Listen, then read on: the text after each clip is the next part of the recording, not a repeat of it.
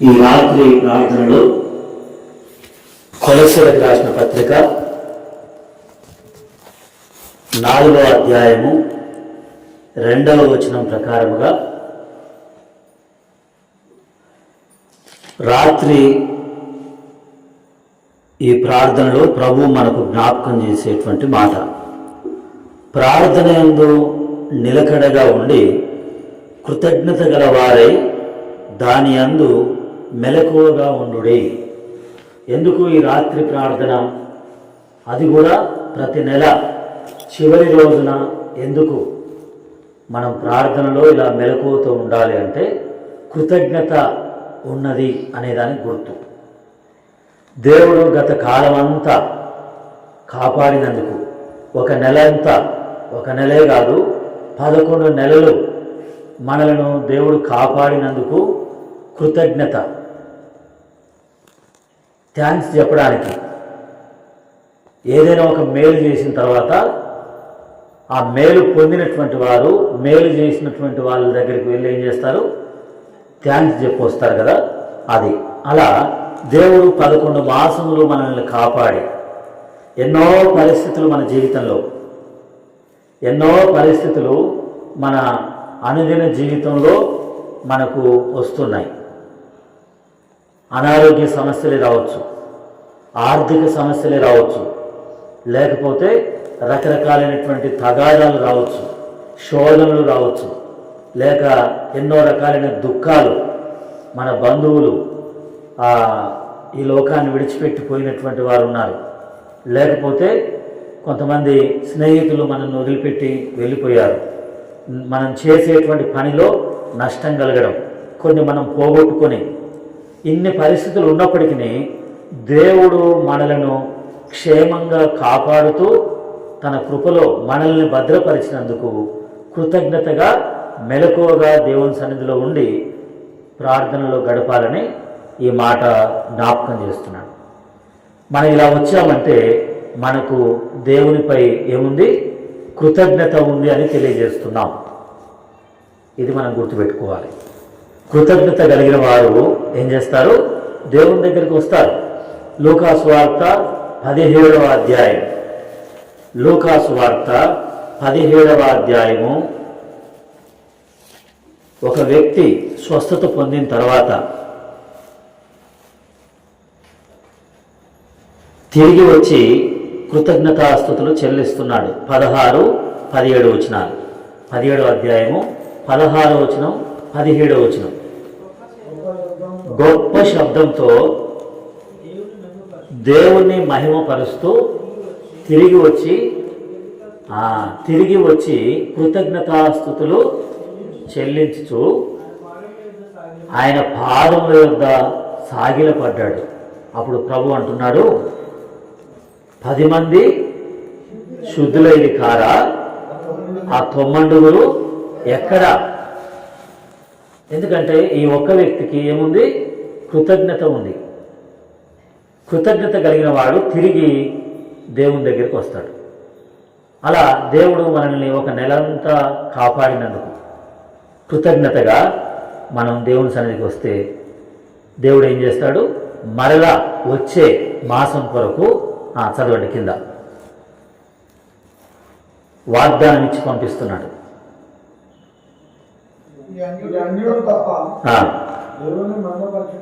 దేవుని మహిమపరచుటకు తిరిగి వచ్చిన వాడెవరును కనపడలేదు అని చెప్పి, నీవు లేచి వెళ్ళుము, నీ విశ్వాసమే నిన్ను స్వస్థపరిచింది. కృతజ్ఞత మాత్రమే కాదు, అతనికి ఏముంది? విశ్వాసం కూడా ఉంది, దేవుడు మేలు చేశాడని. అలా మన జీవితంలో కూడా విశ్వాసం ఉంది. ఈ ఒక్క నెల కాదు, ప్రతి నెల దేవుడు నన్ను కాపాడాడు, దేవుడు నన్ను భద్రపరిచాడు, దేవుడు నా జీవితంలో మేలు చేశాడు. ఒక్కొక్క నెల మనము దేవునికి థ్యాంక్స్ చెప్పడానికైనా ఇలా రాత్రి ప్రార్థనలకు రావాలి, మెలకువగా రావాలంటున్నాడు. కృతజ్ఞత ఉందని, చిన్న మేలు పొందిన కృతజ్ఞత చెప్పి వెళ్ళినట్లుగా ఇలా మనం కృతజ్ఞత కొరకు రావాలి. ఇంకోటి ఎందుకు మెలకువతో ఉండాలి మరొక కారణం చెప్తున్నాడు. పేతురు రాసిన మొదటి పత్రిక 5వ అధ్యాయము 8వ వచనం. పేతురు రాసిన మొదటి పత్రిక 5వ అధ్యాయము 8వ వచనం. నిబ్బరమైన బుద్ధి గలవారై మెలకువగా ఉండుడి, మీ విరోధి అయిన సాతాను, అపవాది అనగా సాతానుడు, గర్జించు సింహం వలె ఎవరిని మృంగుదునా అని, గర్జించు సింహం వలె ఎవరిని మృంగుదునా అని వెతుకుచు తిరుగుతున్నాడు. కాబట్టి నగరికల్ పట్టణానికే కానీ మనం నివాసం ఉంటున్నటువంటి ప్రాంతానికే కానీ సింహం వచ్చిందని తెలిసిందనుకోండి, అడవి నుండి తప్పించుకొని సింహం వచ్చిందని చెబితే ఏం చేస్తాం చెప్పండి? మెలకువగా ఉంటాం కదా, చాలా జాగ్రత్తగా ఉంటాం కదా. అందుకని మెలకువ. అపవాది ఎవరిని మృంగుదురా, ఎవరిని చెడగొట్టాలా, ఎవరిని పాపంలో పడవేయాలా, ఎవరిని అపవిత్రపరచాలా, ఎవరిని మోసం చేయాలా అని అపవాది వెతుకుచూ తిరుగుతున్నాడట. ఏం చేస్తున్నాడు చూడండి అక్కడ. మీ విరోధి అయిన అపవాది గర్జించు సింహం వలె ఎవరిని మృంగుదునా అని వెతుక్కుంటూ వెతుకుతున్నాడు. ఎవరిని మృంగాలనా? సేవకుని మింగాలనా? సంఘ పెద్దలను మింగాలా? పాతకాలం నుండి ఉన్న విశ్వాసులను మింగాలా? కొత్తగా వస్తున్న విశ్వాసులను మింగాలనా? దేవుని నమ్ముకొని దేవుని కొరకు సాక్షులుగా నేను ఈ పని చేస్తాను, దేవుని కొరకు తీర్మానం చేసుకున్న వాళ్ళని మింగాలా అని అపవాది ఎదురు చూస్తున్నాడట. వెతుకుతూ తిరుగుతున్నాడు. కాబట్టి మనము మెలకువగా ఉండాలి. మెలకువ దేని కొరకంటే, ఒకటేమో కృతజ్ఞత కలిగిన వారు మెలకువగా ఉంటారు. నేను వెళ్ళాలి, ఈ రాత్రి దేవునికి కృతజ్ఞత చెప్పి కృతజ్ఞతాపూర్వకంగా క్రొత్త మాసంలో ప్రవేశించాలి.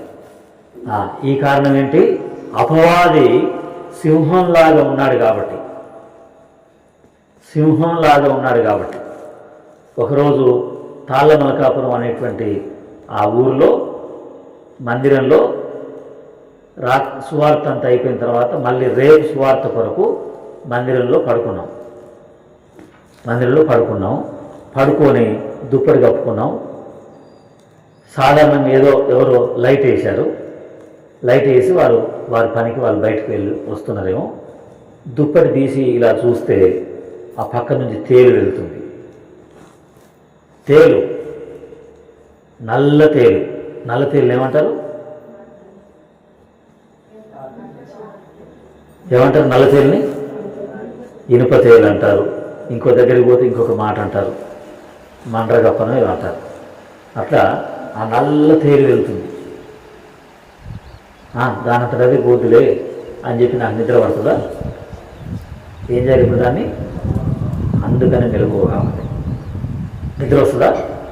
కాబట్టి అపవాది సింహంలాగా, ఒక పాములాగా, ఒక తేలులాగా మన చుట్టూ తిరుగుతున్నాడు. ఎప్పుడు మనల్ని ఏం చేయాలి? కాబట్టి ఇప్పుడు అది ఆ అపవాది అనేటువంటి ఆ సింహము అక్కడి నుండి వెళ్ళిపోయేంత వరకు, లేక అది చచ్చేంత వరకు మనకు ఏం పట్టదు? అది మెలకువ అంటే. అలాంటి మెలకువతో మనం ఉండాలి. దేవుని సన్నిధిలో ప్రార్థనలో అలాంటి మెలకువతో ఉండాలి. దైవజనుడు భక్త్ సింగ్ గారు మన ఈ హెబ్రోను అనేది సహవాసం ఆరంభించక ముందు పల్లవరపు కొండల మీద 7-8 మంది అనుకుంటా అక్కడ వాళ్ళు ప్రార్థనలో కూర్చున్నారు. మద్రాసులో కొండ మీద ప్రార్థనలో కూర్చొని ఈ లైట్లు, లాంతర్లు అంటాం కదా, ఆ లైట్లు దగ్గర పెట్టుకొని కిరోసిన్ దీపాలు లాంటివి దగ్గర పెట్టుకుని ప్రార్థనలో ఉంటే 6 ప్రార్థన చేస్తుంటే, ఒకరు ప్రార్థన చేస్తుంటే 6 కళ్ళు తెరిచి చూసేవాళ్ళట. ఎందుకు? అక్కడి నుంచి జీర్లు వస్తున్నాయంట, తేళ్ళు వస్తున్నాయంట, పాములు వస్తున్నాయంట.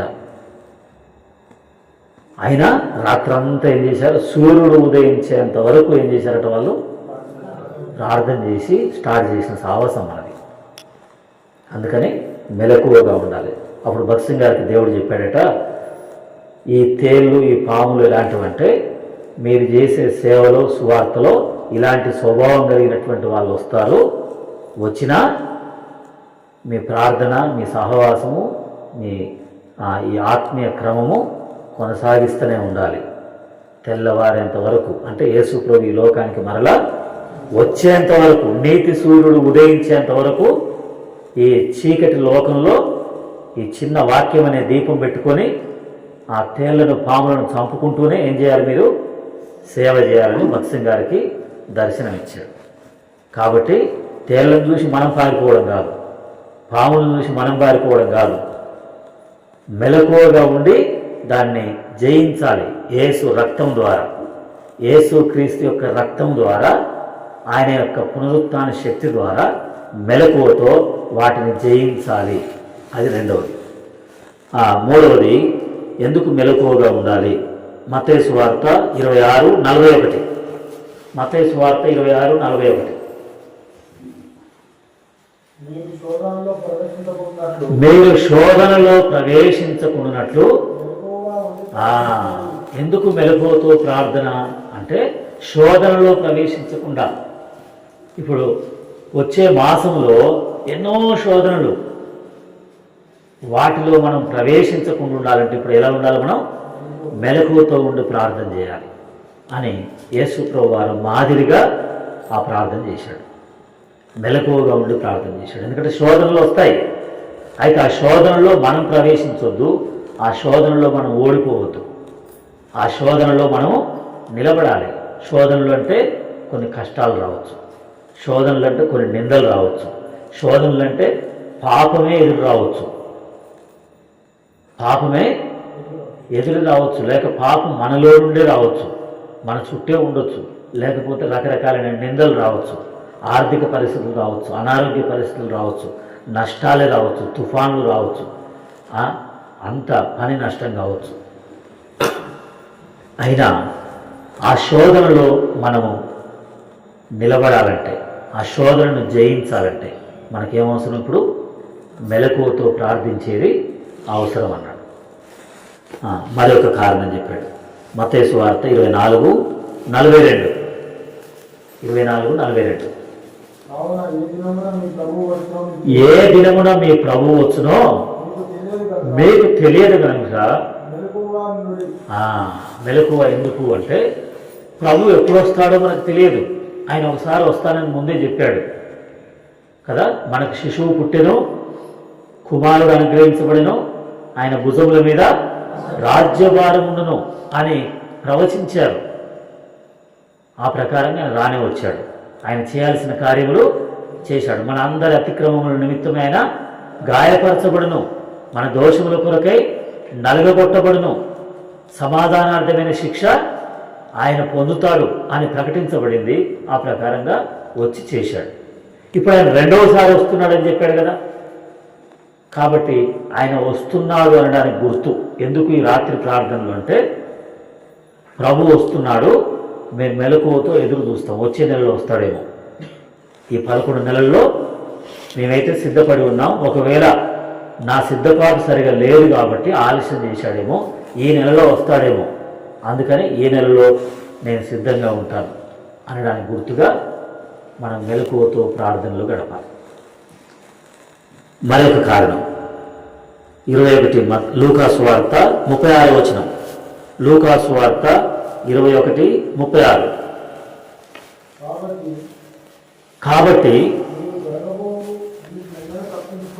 కాబట్టి జరగబో వీటినెల్లను తప్పించుకొని దేవుని ఎదుట, యేసు ప్రభువారి ఎదుట, మనుష్య కుమారుని ఎదుట నిలవబడుటకు ఏం కావాలి? మనకు శక్తి కావాలి. నిలవబడుటకు, దేవుని ఎదుట నిలబడాలంటే మనకు శక్తి కావాలి. దేవుని ఎదుట నిలబడడానికి శక్తి కావాలి. ఆదాము దగ్గరికి దేవుడు వచ్చేసరికి ఆదాముకు నిలబడే శక్తి ఉందా? ఎక్కడున్నాడు? చెట్ల చాటున వెళ్ళి దాక్కోవాల్సి వచ్చింది కదా. అయితే ఆ నిలబడే శక్తి నాకు కావాలంటే మెలకువతో నేను ప్రార్థనలో గడపాలి. మెలకువ కావాలి. అందుకని మెలకువ ప్రార్థన, ఈ రాత్రి ప్రార్థన. ఎందుకంటే ప్రభువును ఎదుర్కోవడానికి మనకు శక్తి కావాలి. ఈ శక్తి ఈ రాత్రి ప్రార్థనలో వస్తుంది. అందుకని యేసు ప్రభువారు ఆయన రాత్రి ప్రార్థనలు గడిపేవాడు. ఎప్పుడు రాత్రి ప్రార్థనలు గడిపేవాడు అని ఎక్కడుంది? లూకాసు వార్త 6వ అధ్యాయంలో ఉంది. యేసు ప్రభువే మనకు మాదిరి. లూకాసు వార్త 6వ అధ్యాయం 12వ వచనం. ఆ దినములందు ఆయన ప్రార్థన చేయటకు కొండకు వెళ్ళి రాత్రి గడిపాడు. యేసు ప్రభువారు కొండకు వెళ్ళి రాత్రి ప్రార్థనలో గడిపాడు. మరి ఇక్కడ చదవండి, ఎందుకు రాత్రి ప్రార్థన, మెలకువతో ఎందుకు ప్రార్థించాలి అంటే మార్కు సువార్త 13:34 నుండి, మార్కు సువార్త 13:34 నుండి, ఒక మనుషుడు తన దాసులకు ఏమిచ్చాడు? అధికారం ఇచ్చి ప్రతి వానికి వాని పని నియమించాడు. మనకు ఇచ్చిన పని ఉంది. దేవుడు మనలో ఒక్కొక్కరికి ఒక్కొక్క పని ఇచ్చాడు. ప్రభు వచ్చేంత వరకు ఆ పనిలో నమ్మకంగా ఉంటూ ప్రభు రాకడ కొరకు ఎదురు చూడాలి. అందుకని మెలకువ ఏమని చెప్పాడు? ప్రతి వానికి వాని పని నియమించి మెలకువగా ఉండుడని, అంతేనా? మెలకువగా ఉండమని చెప్పాడు. పని, మనకు ఒక పని ఇచ్చాడు. ఈ పని కొరకు మెలకువ. ఉదాహరణ, మైకు పెట్టే పని అనుకోండి, చిన్నదే. చేపలు వేసే పని అయిపోయిన తర్వాత చేపలు తీసే పని. ఇప్పుడు టీ ఏర్పాటు చేసే పని, టీ అందరికి సప్లై చేసే పని కదా. ఒకవేళ ఎవరైనా వృద్ధులు చేతగాని వారు ఉంటే వాళ్ళని ఇంటి దగ్గర దించొచ్చే పని కదా. ఇది చిన్న మామూలుగా ఇప్పుడు ఈ ఒక్కరోజు పని చెప్తున్నాను. అలా దేవుడు మనలో మనందరికీ పని, సువార్త పని, దేవుని యొక్క మందిర పని, ఇలా కొన్ని పనులు అప్పగించాడు. ఆ పనుల కొరకైనటువంటి మెలకువ మనకు ఉండాలి. ఆ పని అయిపోయేంత వరకు ఏమంటారంటే రాత్రంతా చేస్తాను నేను హోంవర్క్ అని, రాత్రంతా హోంవర్క్ చేసేవాళ్ళు ఉన్నారు. అవసరమైతే షాప్ బంద్ చేసినా కూడా ఆ పని ఇంటి దగ్గర తెచ్చుకొని ఇంటి దగ్గర నైట్ చేస్తా అని చేసేవాళ్ళు ఉన్నారు. అవసరమైతే ఓటీలు చేసేటువంటి వాళ్ళు ఉన్నారు. ఓటీ అంటే అర్థమైందా? ఓటీ అంటే ఓవర్ టైం, అంటే సాధారణమైన డ్యూటీ కాకుండా, జనరల్ డ్యూటీ కాకుండా మళ్ళీ ఎక్స్ట్రా ఓవర్ టైం, ఎక్కువ సమయం చేసేది చేస్తారు. అలా ఓవర్ టైం డ్యూటీ చేసేవాళ్ళు ఉన్నారు. అలా పని పూర్తి కావాలని ఏంటంటే మన చేతికి ఏదైతే దేవుడు ఒక పని అప్పగించాడో ఆ పని మనం పూర్తి చేయడానికి. లూకాసు వార్త మరి ఒక కారణం, 12వ అధ్యాయం 36వ వచనం. లూకాసు వార్త 12:36.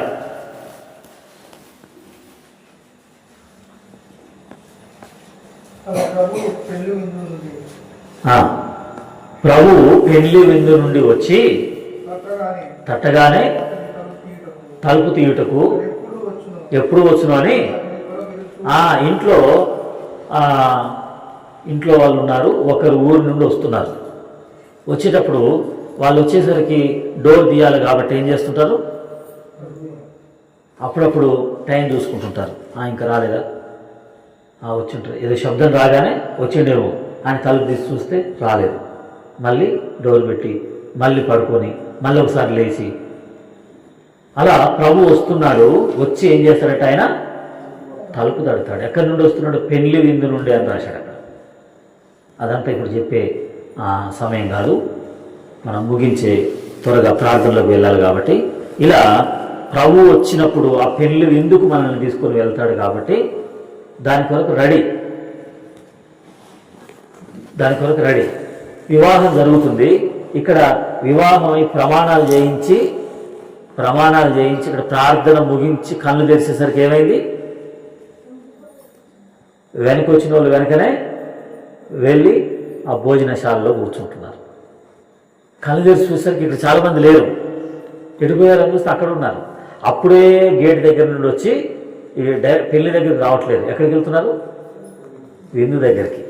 అంటే భోజనాల కొరకు ఎలా ఉన్నారు వాళ్ళు? మెలకువగా ఉన్నారు, కనిపెట్టుకొని ఉన్నారు. అది అంటే మొదటి బంతిలో అయితే నాకు అన్నీ దొరుకుతాయని, అదొక సాటిస్ఫై. అవసరమైతే త్వరగా మళ్ళీ నా పనికి నేను వెళ్ళిపోవచ్చు. మొదటి బంతిలో భోజనం చేస్తే ఫస్ట్ ఫోటో, ఉదాహరణ అట్లాంటివి ఉంటాయి కొన్ని. ఇంకేమన్నా పనులు కూడా చేయవచ్చు అని అలాంటి మెలకువ. కాబట్టి ఇది భోజనం కొరకైనటువంటి మెలకువ అనుకోండి. కాబట్టి రాత్రి దేవుడు ఏ వాక్యం ద్వారా మాట్లాడతాడు, ఎలా బలపరుస్తాడు నన్ను అనే దాని కొరకైనా మెలకువ. ఇంకా చాలా ఉన్నాయి. 2 వచనాలు చదవండి, ప్రార్థన చేస్తాం. అపోస్తుల కార్యములు 20:31. అపోస్తుల కార్యములు 20వ అధ్యాయం 31వ వచనం.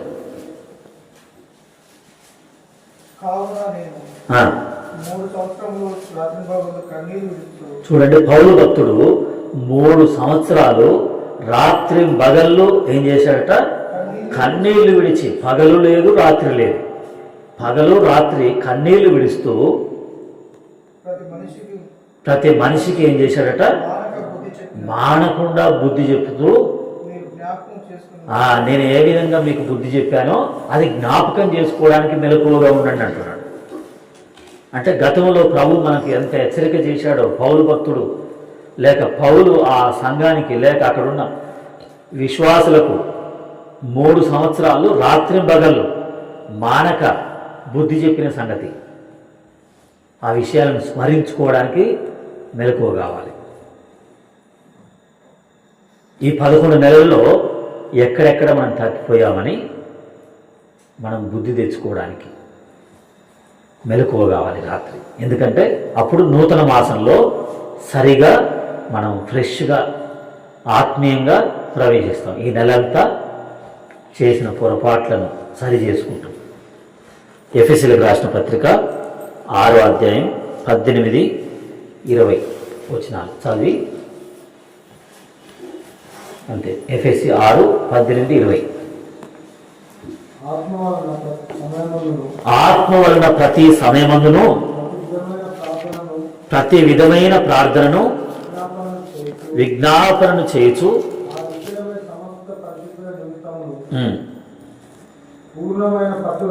పూర్ణమైన పట్టుదలతో విజ్ఞాపన చేయుచు మెలకువగా ఉండుడి. 20వ వచనం కూడా, దానిని గూర్చి నేను మాట్లాడవలసినట్టుగా ధైర్యముతో మాట్లాడుటకై వాక్శక్తి నాకు అనుగ్రహింపబడినట్లు నా నిమిత్తమును పూర్ణమైన పట్టుదలతో విజ్ఞాపన చేయుచు. ఇది ఆత్మ సంబంధమైన ఆయుధాలు మాట్లాడుతున్నాడు ఇక్కడ. ఆత్మ సంబంధమైన ఆయుధాలు మాట్లాడేటప్పుడు రక్షణ అనే శిరస్త్రాణము, వాక్యం అనే ఖడ్గము, సత్యం అనే దట్టి, నీతి అనే మైమరువు, సువార్త అనే చెప్పులు, అంతేనా? ఇలాంటివన్నీ చెప్పి మెలకువ కూడా ఒక ఆయుధం అంటున్నాడు. మెలకువ కూడా ఒక ఆయుధం. అంటే ఈ ఆయుధాలన్నీ మీరు పట్టుకున్నారు కాబట్టి ఎలా ఉండాలి మీరు చెప్పండి? ఈ ఆయుధాలన్నీ మీరు పట్టుకున్నారు కాబట్టి ఎలా ఉండాలి మీరు? మెలకువగా ఉండాలి. చేతులు ఏమున్నాయి? ఆయుధాలు ఉన్నాయి.